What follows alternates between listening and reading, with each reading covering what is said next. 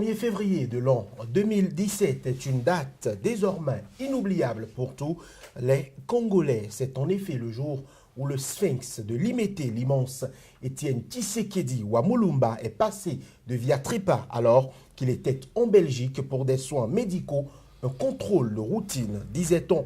Le timing de ce décès est sujet à toutes sortes d'interprétations, car celui qu'on surnommait affectueusement le vieux venait d'arracher de haute lutte avec le soutien de la majeure partie de l'opposition, entre autres l'organisation de toutes les élections pour 2017 en République démocratique du Congo, ainsi que la désignation de nouveaux premiers ministres issus des rangs de l'UDPS, son parti. Aujourd'hui, ce décès est objet de toutes sortes de surenchères qui, pour demander l'application de l'accord de la Saint-Sylvestre avant les obsèques de l'illustre disparu, et qui, pour accuser de marchandage et exiger de la retenue. Et c'est dans ce climat que Moïse Katumbi Tchapoué, autre leader incontestable de l'opposition, a quant à lui assuré qu'il comptait rentrer avec la dépouille du patriarche, alors même qu'il est condamné dans une affaire de spoliation foncière. République démocratique du Congo, de la pertinence de toutes les polémiques autour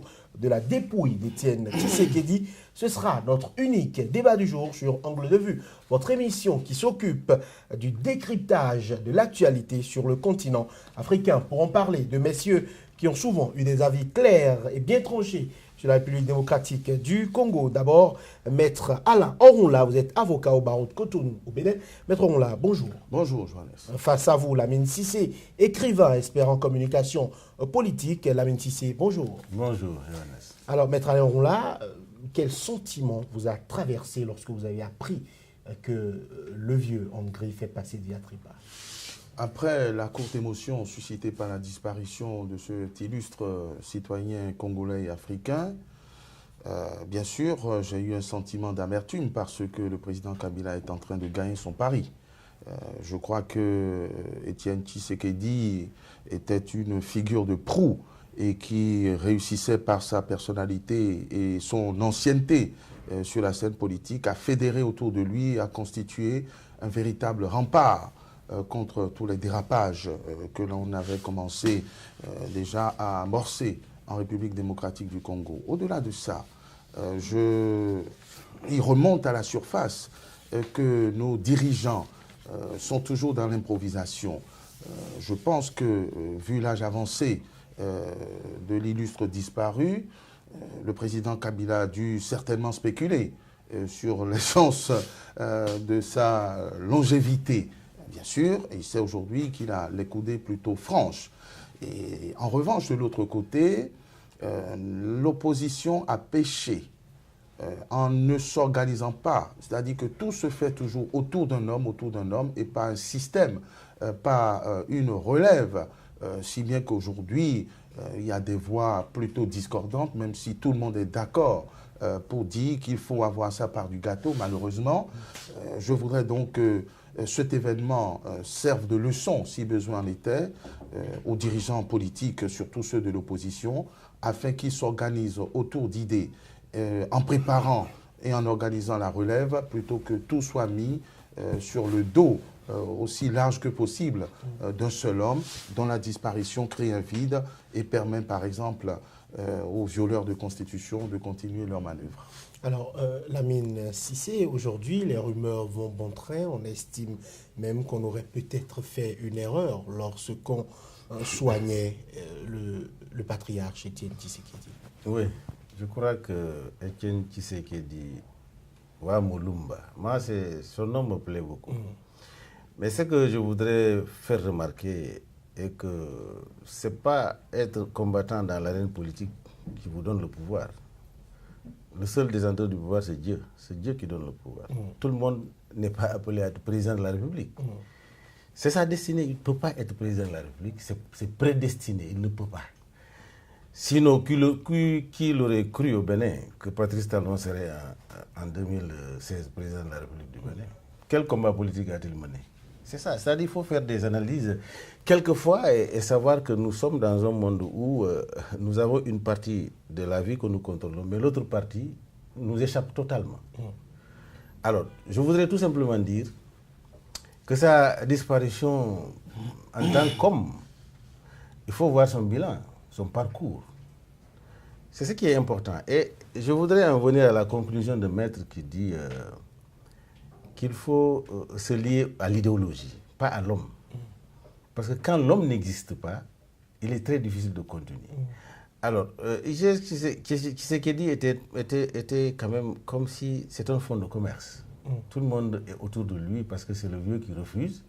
Toute l'opposition est là, lui, il manipule. Il manipule. Quand il n'est pas là, quelle est la force maintenant autour de laquelle les gens peuvent se réunir? Ça pose problème. Vous pensez donc qu'aujourd'hui, l'absence d'Étienne Tshisekedi empêche de fédérer cette opposition-là?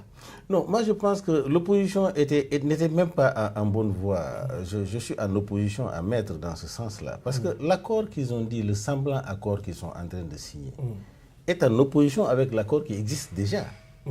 Et cet accord est conduit par l'Union africaine, qu'il ne faut pas oublier, sous l'égide des Nations Unies. Et l'organe qui est chargé d'organiser les élections en 2018 a dit avant 2018, il ne peut pas organiser une élection. Alors, il faut tout faire pour que Tshisekedi soit là, qui coordonne cette opposition qui a... Coûte que coûte, il faut Tshisekedi. Moi, je pense que cet accord-là, même si Tshisekedi vivait, son applicabilité sur le terrain sera impossible, parce que la majorité gouvernementale, ils n'ont pas signé. On va attendre quelques minutes avant de lancer le vide-bouclier. Maître Alain Oronla, la famille Tshisekedi n'exclut pas l'autopsie pour déterminer s'il y a eu légèreté lors des soins. Est-ce que c'est des doutes qu'on peut comprendre selon vous? Franchement, je pense que nul n'est éternel. Et Étienne Tshisekedi a bien vécu. 84 ans. 84 ans, ce n'est pas un âge suspect pour disparaître. Et une autopsie, est-ce que cela voudra dire que les médecins belges auraient aidé? J'ai des doutes. Mais je partage l'avis de l'ami Cissé sur la question qui consiste à penser que même mort, Étienne Tshisekedi demeure un fonds de commerce. Un fonds de commerce que l'on voudrait récupérer pour accélérer la nomination de son fils, que d'autres récupèrent pour jeter encore plus le discrédit et l'opprobre sur la majorité présidentielle, qui n'a pas besoin de ça, parce qu'elle est déjà démasquée, elle est dans des manœuvres depuis plus longtemps. Moi, mes accusations sont plus graves. Je crois que dans leur cynisme, ils ont beaucoup compté sur la précarité de la vie de ce leader historique pour engager leurs manœuvres. Et il faut croire que là aussi, la main de Dieu est en train de les aider à être en bonne posture. Bon, je pense qu'il n'y a pas lieu de tirer d'autres conséquences que de constater que le vieux est mort et que l'opposition est un peu déstabilisée, est désunie, est désarmée, et qu'effectivement, on a eu tort de tout mettre sur le dos de ce leader. On aurait dû être dans l'idéologie. Et quand je dis idéologie, je ne vous parle pas de socialisme. Le vieux a eu pour lui la constance dans l'opposition. Et ce n'est pas rien, surtout dans un pays comme la République démocratique du Congo. Le fait aujourd'hui, et c'est ça qui est d'actualité, d'exiger le respect de la Constitution et de l'alternance, ça c'est une bonne philosophie que tout le monde devrait partager. Malheureusement, ce qui est partagé aujourd'hui en République démocratique du Congo, c'est le gâteau. C'est l'idée d'aller briguer un portefeuille ministériel, occuper telle position. Je crois que personne véritablement n'est préparé pour l'alternance et que tout le monde est d'accord sur une chose, il faut participer à la curée et c'est ça qui est bien regrettable. Alors, Lamine Cissé, est-ce qu'aujourd'hui, on a besoin de prendre des mesures sécuritaires d'envergure pour gérer les obsèques d'Étienne Tshisekedi? Parce que dans tout son parcours, il n'a jamais été pour les négociations, pour le dialogue. Il a toujours bandé les muscles. Je crois que même mort, les muscles vont être bandés. Il faut prendre les précautions. Parce qu'en fait, on l'accompagne selon son vécu politique sur le terrain. Pas tout récemment là, on a tué combien de personnes? Parce qu'une manifestation qui est interdite... Vous pensez que c'est la responsabilité d'Étienne Tshisekedi? Mais oui, la constitution de la RD Congo n'interdit aucune manifestation. Non, l'État, parce que vous savez, interdire une manifestation, quand vous voyez que le peuple les populations, même ceux qui vont vers la manifestation, ne sont pas en sécurité, l'État, d'une façon souveraine, peut prendre les dispositions pour dire cette fois-ci, vous n'organisez pas. Le peuple n'a-t-il pas le droit, Lamine Cissé, d'avoir des revendications? Ouais, une grande partie, oui, le peuple, une partie du peuple. Parce que je n'ai pas vu le peuple dans la rue. Le jour où je verrai le peuple dans la rue, Joseph Kabila ne peut même pas rester dans son palais. C'est-à-dire qu'il faut être mesuré. Est-ce que ce n'est pas ce type de manifestation, Lamine Cissé, qui a quand même amené la majorité présidentielle à fléchir? Parce que la majorité présidentielle avait dit 2018 ou rien, mais après ces manifestations-là, à l'appel de l'UDPS et de la coalition de l'opposition notamment, eh bien, la majorité présidentielle a quand même apposé sa signature, même si cette majorité-là a émis des réserves par la suite, elle a quand même signé le papier de la Saint-Sylvestre, l'accord de la Saint-Sylvestre. Donc, je pense qu'on ne peut pas aujourd'hui remettre tous ces morts-là que sur le dos d'Étienne Tshisekedi. On n'a pas les mêmes sources. Moi, je n'ai pas vu la majorité signer l'accord là. Ils ont signé l'accord de la Saint-Sylvestre. Bon, ils ont signé, mais ils ont émis des réserves par la suite pour dire qu'ils ont signé en attendant d'éclaircir un certain nombre de points. Ça ne peut pas, l'accord là ne peut pas aller. De toutes les façons, les morts, ce n'est pas maintenant, ce n'est pas aujourd'hui. Ce n'est pas une source de pression sur Joseph Kabila. Ce n'est pas ça. C'est-à-dire que, je dis, un leader responsable, 80 ans. 84. Non, avant sa mort. 80, il y a une 80aine d'années. Alors j'ai dit, à un moment donné, il ne faut pas vouloir mettre la population à l'abattoir. C'est extrêmement dangereux. Je prends l'exemple sur le président Wade, quand il était à l'apogée de son opposition. Quand ça va cracher, il dit non, je ne vais pas marcher sur les cadavres pour aller au palais. Il appelait le peuple à la pacification, au calme, et il allait rentrer dans le gouvernement d'Abdou Diouf. Il négociait pour pacifier le pays.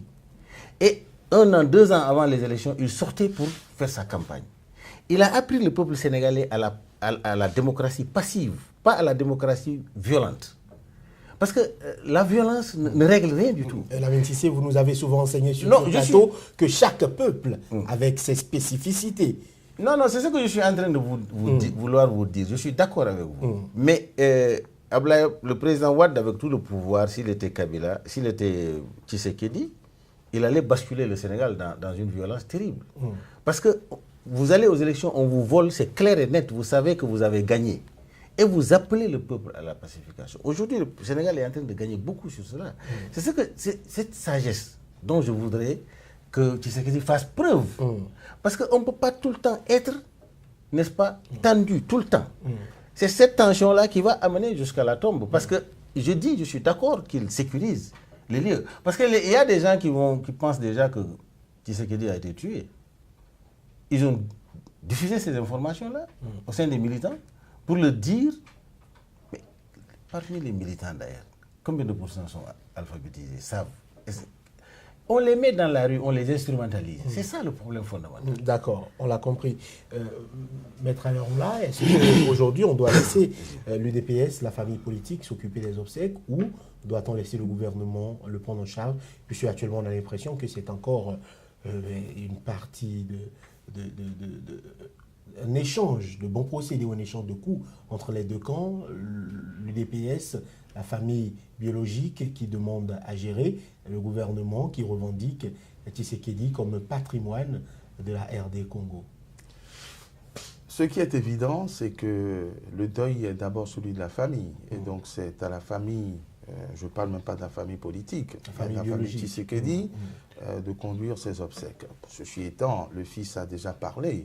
Le fils a dit que le père est un patrimoine national. Et donc il y a des discussions sur le fait de savoir s'il lui faut ou pas un mausolée. Le gouvernement veut récupérer. Bien sûr, c'est d'une hypocrisie et d'un cynisme à nul autre pareil. On parle des violences prévisibles autour de la conduite de cette dépouille à sa dernière demeure. Tout ceci, c'est des manifestations malsaines de politiciens qui ont des arrière-pensées. Parce que, permettez-moi de passer du coq à l'âne, c'est le même problème.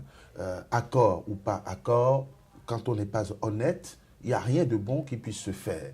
Et les positions sur le terrain sont tranchées. Vous avez un président Kabila qui veut mourir au pouvoir, enfin, s'éterniser au pouvoir. Il est accompagné par son clan. Et puis d'autres, dont Étienne Tshisekedi, qui de temps en temps donnent de la voix pour dire non, il faut que l'alternance ait lieu. Tout tourne autour seulement de ces deux concepts. Et les accords et la posture, moi je n'ai aucune leçon à donner à qui que ce soit. Le reste, c'est une question d'organisation afin que chacun parvienne à ses fins. C'est la même chose qui risque de se passer aux obsèques, aux funérailles de Tshisekedi. Il ne demande plus rien à personne. Et pourtant, même déjà dans la famille, on en fait un objet de surenchère pour dire, voilà, nommez-moi Premier ministre avant que la dépouille ne rentre. C'est ce que veut dire l'application des accords de la Saint-Sylvestre, dont je suis étonné. Et que Lamine Cissé, qui aime le dialogue dans toutes circonstances, critique cet accord, n'est pas plus mauvais que celui que vous avez soutenu ici, en ce qu'il est un peu plus inclusif. Et c'est à cela que vous appeliez Lamine Cissé, et qu'il élargit l'assiette du gâteau, n'est-ce pas? Donc, vous ne pouvez pas, sans être gêné, vous contredire de cette façon. Donc, mais pour moi, tous ces accords sont pipés, sont biaisés, parce qu'ils sont déjà dans la violation de la Constitution et dans la collusion pour ne pas aller à l'alternance. Donc c'est à peu près la même chose. On peut très bien, si l'on est de bonne volonté, et on peut l'être encore, organiser des funérailles nationales. Bien sûr, le gouvernement peut s'en occuper, quand bien même des voix s'élèvent, y compris des voix de l'épiscopat, enfin en tout cas du frère cadet de l'illustre disparu, pour dire que le peuple ne serait pas d'accord que le gouvernement actuel organise les obsèques, les funérailles. Donc vous voyez, tout est politisé. Mais le vieux peut très bien rentrer, avoir des obsèques nationales, permettre une trêve, la paix des braves, le temps de ces obsèques, et puis après, la politique pourrait reprendre ses droits ou ses exigences. Alors, tout ça pour vous dire quoi? Pour vous dire que si les dirigeants ont à cœur l'intérêt du peuple, les choses se passeraient différemment. On ne peut pas donner des leçons à Étienne Tshisekedi, encore moins maintenant qu'il est mort. Il n'a pas envoyé des gens à l'abattoir.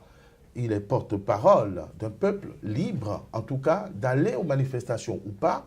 Il représente la majorité en République démocratique du Congo. La preuve, c'est qu'il a gagné les élections qui ont conduit le président Kabila au pouvoir. On sait qu'il est très majoritaire à Kinshasa, qui fait quand même plus de 10 millions d'habitants. Donc, c'est les peuples qui se soulèvent contre l'arbitraire, et vous ne pouvez pas faire porter à la victime la responsabilité des actes du bourreau. Qui tue en RDC? C'est le pouvoir en place. C'est lui qui envoie les militaires. Moi, je pense qu'il vaut mieux faire le procès de ce régime qui utilise les ressources de ce pays, qui les vole d'ailleurs, pour acheter des armes et les retourner contre les populations. Quand le vieux appelle à manifester, c'est pacifique, ce n'est pas lui qui a les armes. Mais ceux qui tirent, ce sont ceux qui sont au pouvoir. Donc moi je pense qu'il faut bien orienter le sens des accusations et de la responsabilité. Alors, Lamine Cissé, est-ce que vous comprenez cette surenchère qui est aujourd'hui orchestrée autour de la dépouille d'Étienne Tshisekedi? Bon, c'est là où il y a l'hypocrisie. C'est-à-dire l'hypocrisie n'est pas dans le fait que le pouvoir a voulu enterrer dignement Tshisekedi, c'est son droit, c'est un homme d'État. Il a été commissaire général, il a été ministre de l'Intérieur de ce pays-là. Il a été Premier ministre aussi. Voilà. Mais je crois que c'est tout à fait normal qu'il bénéficie des privilèges de l'État. Il doit être enterré dignement. Mais à contrario... En tant qu'homme d'État, non. Ça dit que ça, il n'y a aucune politisation dans ce domaine. L'État doit prendre en compte l'enterrement digne et officiel de Tshisekedi. Ça n'a aucune connotation politique. Ça, c'est tout à fait normal.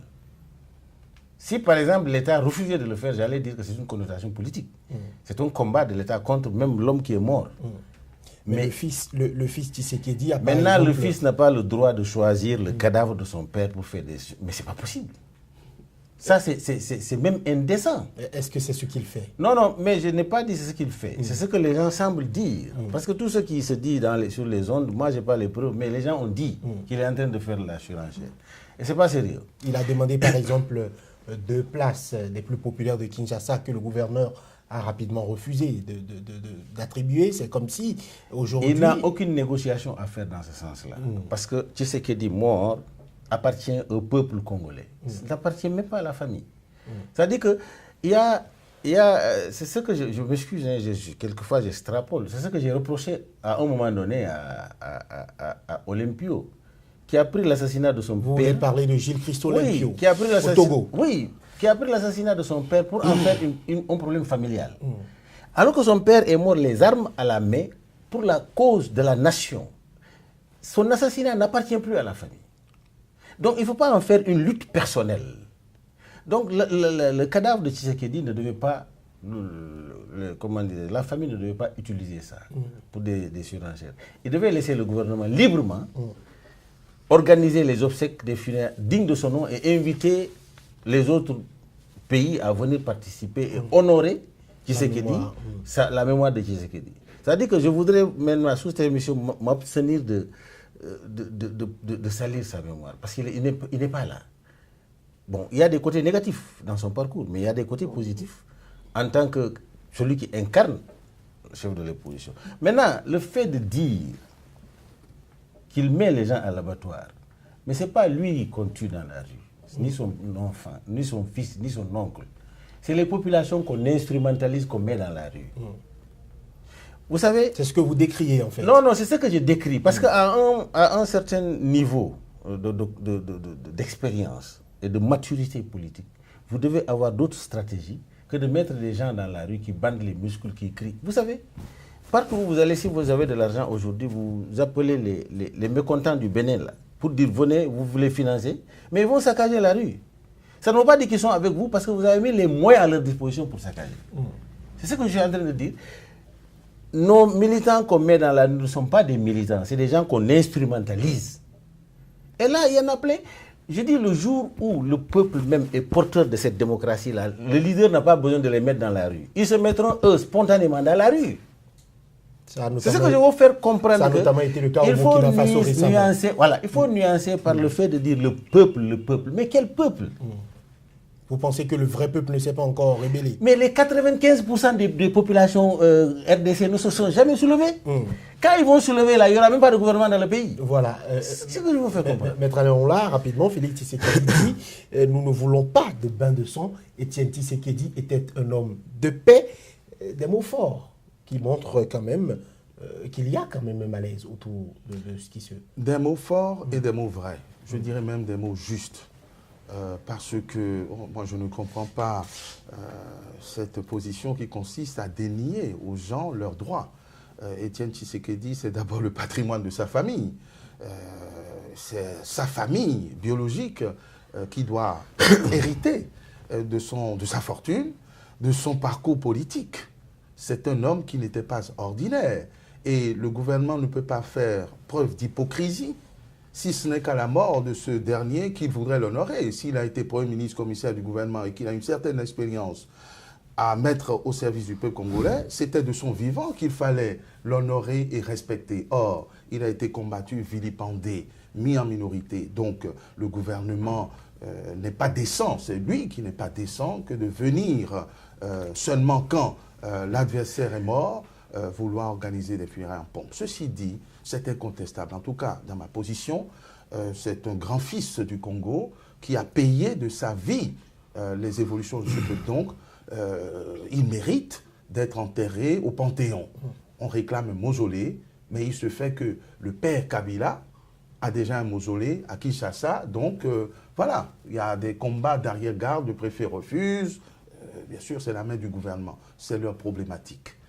Ce que je pourrais conseiller à la famille Tshisekedi, effectivement, c'est de taire les ambitions politiques, même si ça fait partie de l'héritage. Je pense que le père Tshisekedi en aurait fait pareil, de mettre de côté aujourd'hui cette exploitation un peu malsaine de la dépouille du vieux et de reprendre leurs responsabilités politiques. On enterre son père, on enterre son leader, et on se réorganise afin de combler ou d'essayer de combler ce vide et de muscler d'ailleurs cette opposition. Mais toutes ces surenchères, et moi je pense que la responsabilité incombe plus au gouvernement qu'à l'opposition, parce que l'opposition ne fait qu'appeler à manifester, ne fait qu'appeler au respect des institutions et de la Constitution que la majorité présidentielle viole. Donc il ne faut pas retourner les choses. Je dis, le bourreau, c'est ceux qui sont au pouvoir, c'est eux qui ont les armes, c'est eux qui ont pris la responsabilité de tirer sur leurs concitoyens, sur leurs compatriotes. Vous ne pouvez pas les excuser et venir vous en prendre à un autre citoyen qui n'a que le dialogue et qui est un homme de paix, puisque lui, il ne vient pas avec les armes. Et on instrumentalise personne, ou alors on instrumentalise tout le monde. Monsieur Cissé, si on vous demande d'aller dans la rue pour vous exposer au bal, je suis sûr que vous n'iriez pas. Ceux qui y vont savent quels risques ils encourent. Et il y a un ras-le-bol. Vous ne pouvez pas avoir un baromètre pour savoir si c'est 95% ou pas. Le baromètre, c'est aux élections et on sait que c'est Tshisekedi qui a gagné ces élections. Donc, je voudrais que tout le monde soit digne et que le malaise soit levé. Pas selon les organismes qui c'est proclament les résultats. Truqués. Vous êtes légaliste. Je suis légaliste. Vous êtes légaliste, mais le citoyen comprend qu'il y a toujours des tripatouillages. Lamine Cissé, rapidement. C'est-à-dire que, rapidement, je voudrais que Maître il cesse de confondre l'État au gouvernement. Moi, je parle de l'État. L'État n'appartient pas à Kabila. L'État appartient au peuple congolais. L'État, c'est le peuple congolais. Alors, celui-là, il est le chef de l'État. Mais l'État n'appartient pas à Joseph Kabila. Donc, je voudrais, en ce sens-là, que je voudrais tout simplement dire que Tshisekedi a droit à l'honneur de l'État, de son pays, par l'État. Ça, c'est pas politique. Il faut dissocier l'action du chef de l'État envers Tshisekedi à la politique. Parce que c'est son droit en tant qu'homme d'État. Parce que Tshisekedi lui-même est un homme d'État. Celui au moins qui a assumé des fonctions d'État, c'est un homme d'État. Donc il a droit à des honneurs. Mais pourquoi quand même le grand frère d'un ministre dans un pays meurt, on fait un communiqué, l'État fait un communiqué là-dessus, ça passe en Conseil des ministres. Parce que l'État, c'est ce qui chapeaute tout. C'est les privilèges. Non, ce n'est pas un problème de privilège. Quand vous servez l'État une fois, mais vous êtes à un niveau où c'est extraordinaire. Donc je crois qu'il faut dissocier cela. Moi, il ne faut pas politiser l'action de Kabila dans ce sens. C'est son droit. Maintenant, ce que je voudrais, l'UDPS n'appartient pas à la famille de Tshisekedi. Il faut pas, ça ne fait pas partie du patrimoine de Tshisekedi. Ou bien... Lamine Cissé, j'ai une question pour vous. Rapidement, Félix Tshisekedi estime que la mise en œuvre de l'accord de la Sylvestre serait bienvenue avant que les obsèques... Non, mais il n'a pas à le faire. C'est indécent. C'est indécent. On ne peut pas utiliser le cadavre de son père pour faire la pression politique.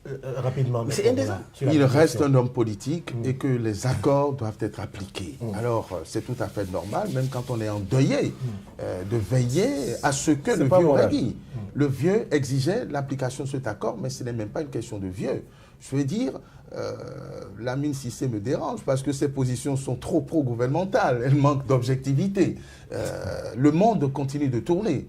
Et qu'un leader politique, c'est vrai, il est orphelin, il est endeuillé, mais ça n'empêche pas d'être un leader politique qui doit assumer des positions. Donc quand il exige, comme beaucoup d'autres, l'application des accords de la Saint-Sylvestre, on ne peut pas lui en faire le reproche, parce que ne pas les appliquer est aussi indécent. Donc moi je pense qu'il faut dépasser ces querelles de personnes et faire des analyses objectives. Ceci dit, si j'avais été le fils Tshisekedi, j'aurais pris la dépouille de mon père et je l'aurais ramené à Limete. Ce ne serait même pas à Kinshasa, je l'aurais enterré dans mon caveau familial à Limete. Et que ceux qui y croient encore viennent lui rendre hommage là-bas et que le président Kabila, s'il le souhaite, vienne se recueillir sur sa dépouille. Mais ce n'est pas une obligation qu'il soit forcément dans un mausolée aux côtés du père Kabila. Ce n'est pas évident. Ce n'est pas évident que le président Kabila se déplace à Limete dans les conditions actuelles. Peut-être qu'il peut tomber le masque. Alors, messieurs, rapidement, la course. Il prône la dévolution monarchique. Messieurs, l'UDPS appartient à la famille de Cissé. Lamine Cissé, nous allons évoluer. La course à la tête de l'UDPS aujourd'hui, eh bien, quoi qu'on dise, les cartes sont redistribuées, puisque le décès du patriarche fait quand même qu'aujourd'hui, il faut trouver qui pour le remplacer. Le fils n'a pas eu l'onction officielle du père. Il n'était d'ailleurs pas le numéro 1 du parti. Actuellement, il n'en est que le numéro 2 en griffe, puisque Caleb Mouton est secrétaire général. Donc, autant de questions qu'on se pose aujourd'hui. Justement, de quoi nuancer les propos venimeux de la mine. C'est bien la preuve que ce n'est pas le patrimoine de la famille. Sinon, c'est le fisc qui aurait été imposé un peu partout. Alors, c'est vrai qu'aujourd'hui, les cartes sont redistribuées, mais je ne sais pas si c'est le père qui a favorisé le fils ou si c'est le chef du parti, parce que les partis quand même en Afrique se créent autour d'un homme. Souvent, très souvent. Et voilà, sont tenus par un homme, pas une figure. On a même vu des partis mourir juste parce que le leader n'avait plus de quoi. Absolument, et j'ose espérer que ce ne sera pas le cas de l'UDPS, qui est quand même un parti qui a tenu. C'est que de son vivant, le père a souhaité que son fils fût fait Premier ministre, puisque c'est lui qui aurait transmis son nom à l'épiscopat. Ça n'a pas été confirmé. Non, ce n'est pas confirmé, mais le père a au moins fait ce geste, ce qui veut dire que ce n'est pas un fils déshérité. Il y a quand même l'onction du père. Et que, écoutez, c'est un militant, c'est un citoyen, pourquoi il ne pourrait pas être désigné? Pourquoi est-ce que Félicité Kédi ne pourrait pas être désigné Premier ministre? Puisque le poste de Premier ministre doit venir des rangs de l'UDPS. Pourquoi son père? Pourquoi son fils?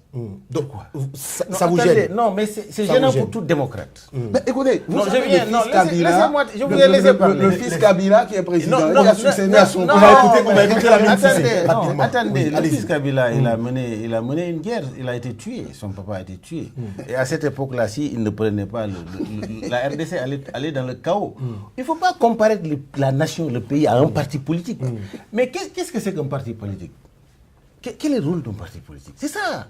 Il faut mettre le parti politique dans son contexte. Alors pour moi, donc, Tshisekedi n'avait pas de parti politique alors.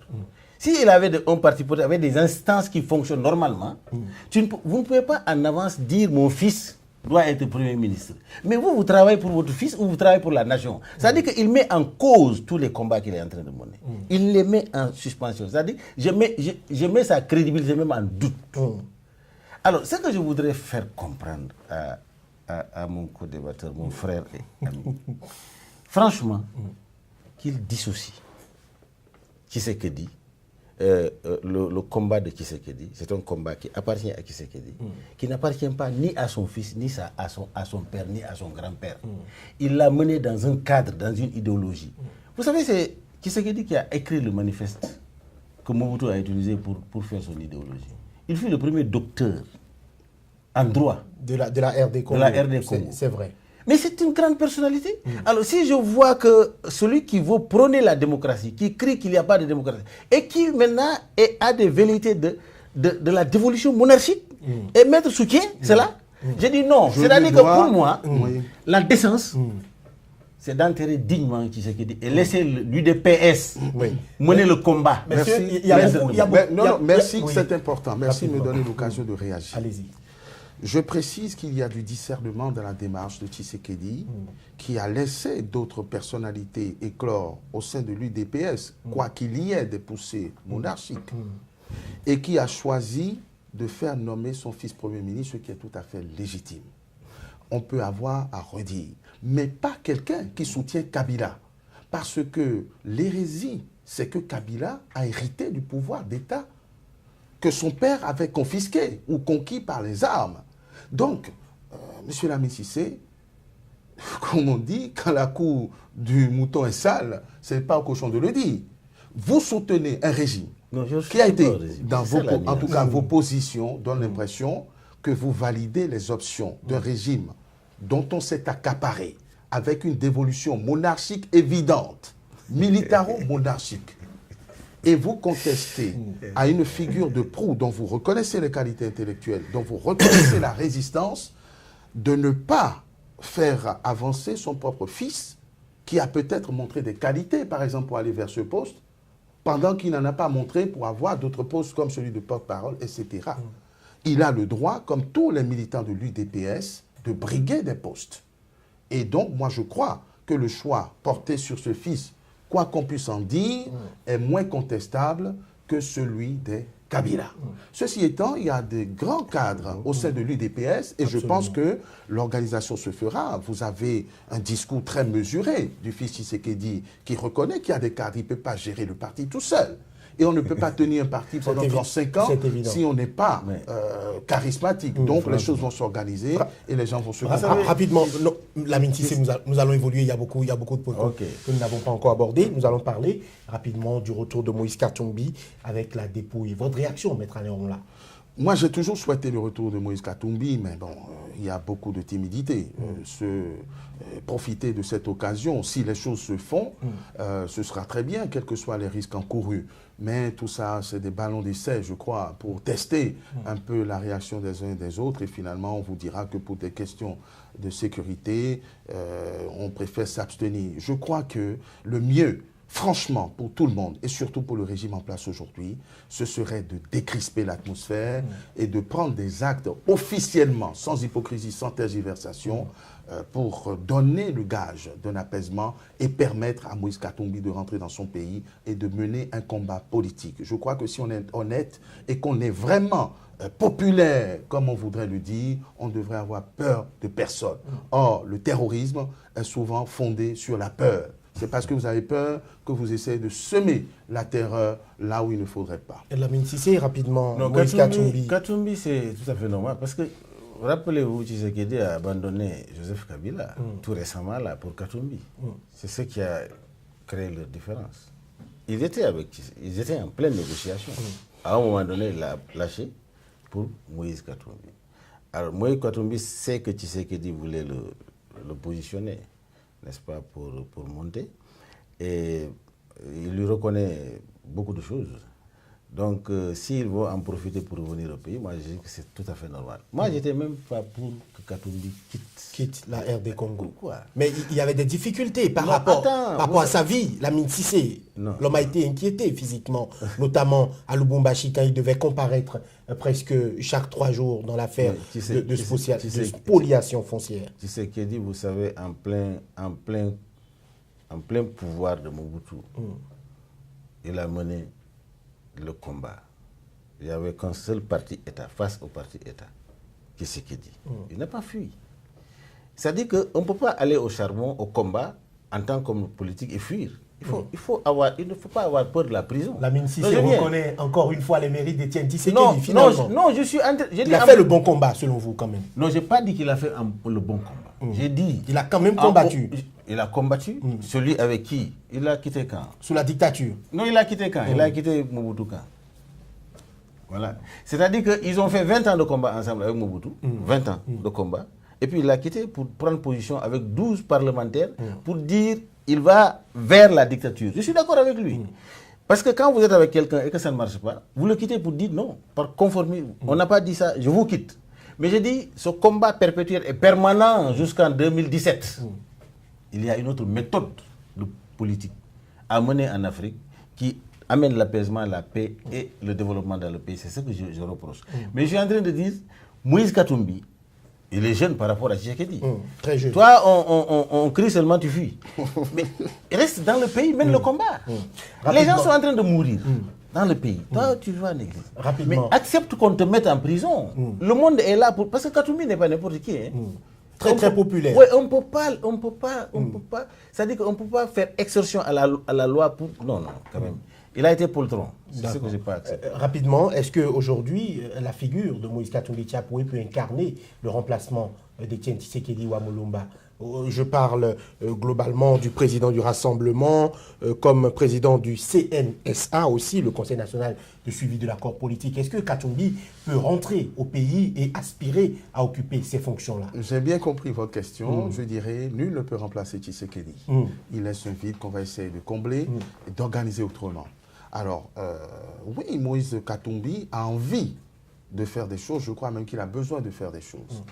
Mais ses hésitations et ses craintes légitimes, parce que ce n'est pas d'une question d'emprisonnement qu'il s'agissait, c'est une question de vie ou de mort. Donc, il lutte pour préserver sa vie, et donc on ne peut pas lui en faire le reproche. Mais je crois qu'il va falloir qu'il muscle davantage son cerveau et son cœur. Et Lamine, vous croyez, j'ai des choses à reprocher à Tshisekedi. Nous qui avons pleuré Lumumba, nous n'ignorons pas le rôle qui a été joué par le maréchal Mobutu, avec à ses côtés à l'époque le même Tshisekedi.